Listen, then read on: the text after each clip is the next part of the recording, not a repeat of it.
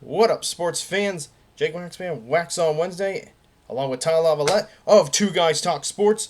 Let's do this. Waxon Wednesday, the 22nd of May, 2024. All right, so I'm going to begin with conference finals in the NHL. I'm going to start with the East between those Panthers from Florida and the original six New York Rangers. I think this is going to be a very good series. You got one team last year that went to the Stanley Cup Finals, and another team that lost in the first round of the playoffs, but seems to have found something to help propel them further in this year's playoffs. New York could have won the series earlier with Carolina. Things got really close, but good job by the New York Rangers to respond in Game 6, especially in the third period. They were down 3-1 and scored, I believe, 4 unanswered goals to win Game 6 between them and the Hurricanes and eliminate Carolina from the playoffs. So really good resiliency by the Rangers. Their will and their strength, their grit is going to be tested against a very strong Panthers team looking to get back to the Stanley Cup Finals.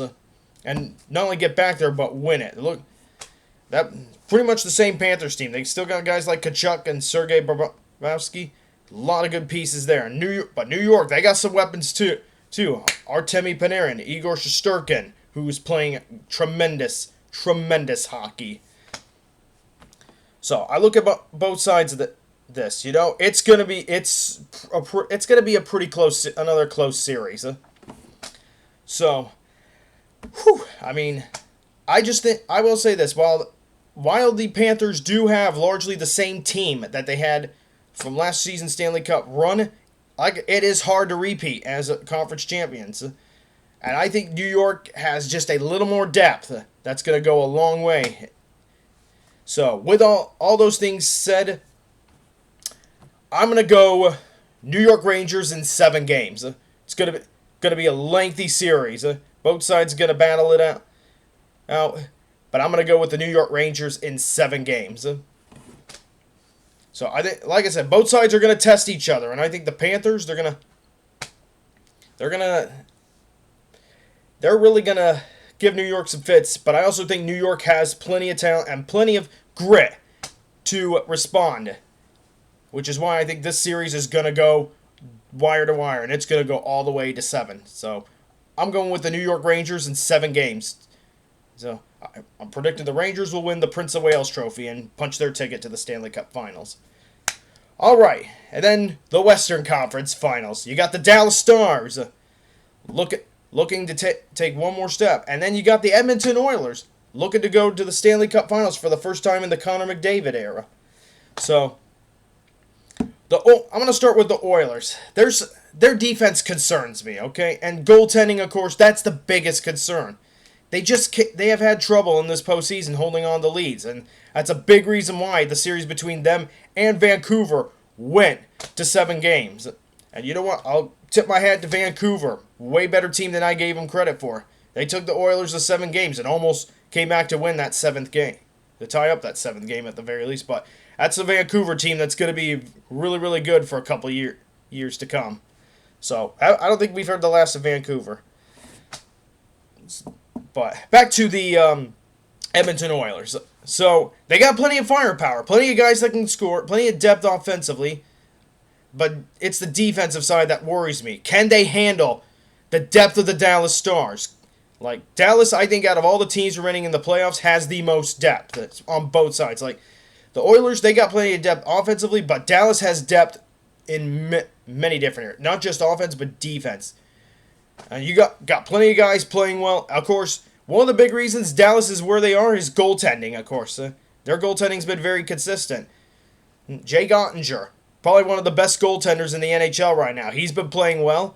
And also, Dallas Stars, they don't beat themselves. They don't make a whole lot of mistakes. They haven't blown a lot of games in this postseason or blown a lot of leads. Things have gotten close, but they remain steady. They keep their grip on the games for the most part, and and when they get control, hey, they establish their brand of hockey, and they don't let go, and they don't forget that brand easily. They don't get away from what makes them their style of play. They don't get away from it. That's So Edmonton, I think, they are going to have their hands full of this Stars team, who has a lot of depth. And I will say, Edmonton, like I said, plenty of offensive firepower, but can they handle the firepower that the Dallas Stars are about to throw their way? And also, if it comes down to goaltending, Dallas, I think, clearly has the edge over Edmonton. My heart says Edmonton, but my mind says Dallas on this one. I am going to go with all right. I am going to go Dallas Stars in 6 games. I almost thought about saying 5 but I think Edmonton is going to find a way to win at least 2 games. I thought about saying 5 games because of the edge that Dallas has in terms of firepower, of depth, and goaltending. But I do think that Edmonton can find a way to win some of these close games. But I think the Dallas Stars are going to be, with all that depth, that firepower, and that goaltending, and their style of play, I think it's just going to be too much for Edmonton to overcome. And the Edmonton Oilers, if they're going to find a way past the Dallas Stars and into the Stanley Cup Finals, they need Connor McDavid to get going. They need him to score goals. They need him to do more. Draisaitl's been doing some things, but the Oilers need more out of McDavid. But with that being said, I predict the Dallas Stars will win the Clarence Campbell Bowl in 6 games and punch their ticket to the Stanley Cup Finals. So, my prediction for this year's Stanley Cup Finals, Dallas Stars and New York Rangers. All right. Both series are going to be fun to watch, though. I will say that. And now, we're on to the Indy 500. And my final thoughts before we get to the race. The calm before the storm. And speaking of storms, okay, weather, I'm hearing, may be a factor in this race. And it may play a role into whether or not Kyle Larson starts the Indianapolis 500. If he can't go, from what I'm hearing, they are considering Tony Kanaan to drive for him, or even Nolan Siegel, who crashed out during last chance qualifying and missed the Indy 500. But regardless of whether... Now, for Nolan Siegel, I will say this. Kid's got a bright future. He's not going away anytime soon. I have a feeling he'll be in the IndyCar series next year full time. He gave it everything he had in qualifying, just wasn't meant to be. But you never know. He could still start the race if Kyle Larson cannot compete in the Indy 500 because of weather. Because obviously Kyle Larson needs to be in Charlotte hours after the Indy 500 for the Coca-Cola 600. And what happens if he wins the Indy 500? Like, he starts and wins the whole damn thing. What happens then? They're going to have to fly him out of there quickly. Celebration's over. So, with that being said, that's going to be the big story. Will Kyle Larson start the Indy 500? I think he still will. I think weather's not going to be too much of a problem. There might be some rain, but it might not delay the race too long. So, and also, we've seen how lenient NASCAR has been towards Kyle Larson. They were willing to push the start of the All-Star race back just so Kyle Larson could get back from qualifying in time. So, that's just one of the things that is going to be on our mind for the Indy 500. Also, what kind of strategies are we going to see? Who's going to take some chances in the end? How are guys starting in the back going to gain that track position and maintain it if the race goes almost caution-free or doesn't have very many cautions, How many drivers are willing to push the limits, of course. And, of course, final question here. Chevy versus Honda. Who has the edge right now? So far, it looks like the Chevrolets have the edge. Obviously, they showed that in qualifying.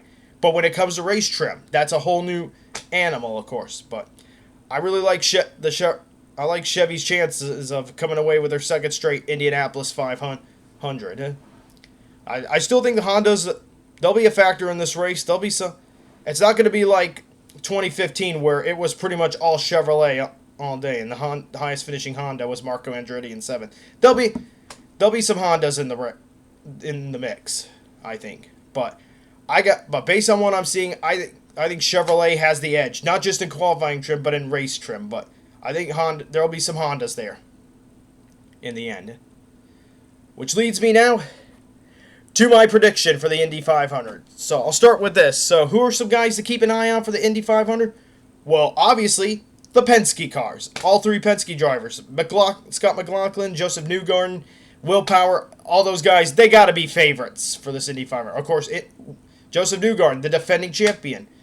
or the one who won last year's race. Will Power, he won in 2018. He's looking for number 2. Scott McLaughlin, he's been in IndyCar for a few years. Has yet to win the Indy 500, but without a doubt has his best shot as of now to win, because that yellow submarine of his is very, very fast. Also got the Arrow McLaren cars. That's another team that I think could be really, really fast. Alexander Rossi, he's won it in 2016. He knows how to get around Indy, and he knows how to put himself in position to win the Indy 500. I think he'll have a strong chance, barring anything stupid happening or crazy. Well, we'll see. Of course, I mentioned Kyle Larson. If he starts this race, I think Kyle Larson can really make an impression. He can run up front. It just all comes down to whether or not he starts, or has to leave for Charlotte. So we'll see about that. And also, Patricio Ward, starting in the top 10, can't count him, or near the top 10, can't count him out. We know he's going to be fast. He's got Arrow McLaren power behind him. So, and then other teams, Ganassi, I won't overlook them. You got Alex Palou looking for a bit of redemption. I think he had the best car last year, and a problem on pit road took him out of this race. And while he did rally, he ended up finishing 5th. It was just too late at that point, but he'll be one to watch. Just depends on what happens. And Scott Dixon, of course.